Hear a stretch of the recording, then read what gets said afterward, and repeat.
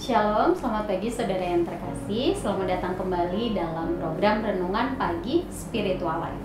Pagi hari ini perenungan kita akan terambil dari Markus pasal 4 ayat 30-34 dengan perikop perumpamaan tentang biji sesawi. Saya akan bacakan untuk kita semua.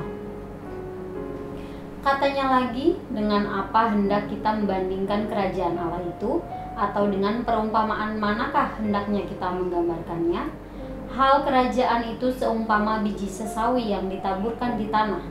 Memang biji itu yang paling kecil dari segala jenis benih yang ada di bumi. Tetapi apabila ia ditaburkan, ia tumbuh dan menjadi lebih besar daripada segala sayuran yang lain, dan mengeluarkan cabang-cabang yang besar, sehingga burung-burung di udara dapat bersarang dalam naungannya. Dalam banyak perumpamaan yang semacam itu, ia memberitakan firman kepada mereka sesuai dengan pengertian mereka, dan tanpa perumpamaan ia tidak berkata-kata kepada mereka. Tetapi kepada murid-muridnya ia menguraikan segala sesuatu secara tersendiri. Saudara yang terkasih, dalam ayat bacaan hari ini, Yesus menyatakan pengajarannya dengan menggunakan perumpamaan tentang kerajaan Allah yang seperti biji sesawi, dengan tujuan agar mudah dipahami sehingga meskipun peristiwanya sudah lampau, tapi makna dari perumpamaan itu dapat diterapkan dalam kehidupan kita sampai sekarang. Yesus menggunakan perumpamaan tentang biji sesawi karena dalam kehidupan sehari-hari orang Yahudi mengerti bahwa biji sesawi adalah biji yang paling kecil dari segala biji-bijian. Sehingga Yesus menggunakan istilah ini untuk menjelaskan tentang hal kerajaan surga.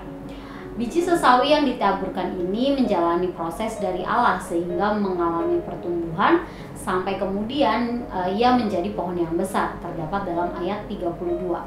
Gambaran ini sangatlah cocok untuk menggambarkan firman Allah yang diterima oleh orang percaya. Firman Allah yang terlihat kecil itu ditaburkan ke dalam hati orang percaya dan kemudian menjalani proses dari Allah sehingga berkuasa mengubahkan kehidupan kita. Saudara, memang sangat ironis jika ada sebagian orang percaya yang sudah sering sekali mendengar firman Tuhan tetapi hidupnya belum berubah atau masih hidup dalam kedagingan. Padahal seharusnya firman Tuhan yang kita dengar atau yang kita baca seperti biji sesawi yang kecil yang lama-kelamaan akan tumbuh menjadi besar dan kemudian mengubahkan kehidupan kita sesuai dengan kehendak Allah. Oleh karena itu, mari kita selalu meminta pertolongan Tuhan agar firman Tuhan yang kita dengar setiap hari atau kita baca setiap hari akan berkuasa mengubahkan kehidupan kita. Saudara, marilah kita mengambil waktu sejenak untuk merenungkan firman Tuhan yang baru saja kita dengar. Saudara, apakah firman Tuhan yang kita dengar atau kita baca sudah mengubahkan kehidupan kita sesuai dengan kehendak Allah? Jika belum, maka marilah kita mengambil waktu sejenak untuk mendoakan hal tersebut. Mari berdoa agar Allah melembutkan hati saudara sehingga dapat ditanami oleh benih firman Tuhan. Dan kemudian firman itu akan berkuasa mengubahkan kehidupan saudara sesuai dengan kehendak Allah.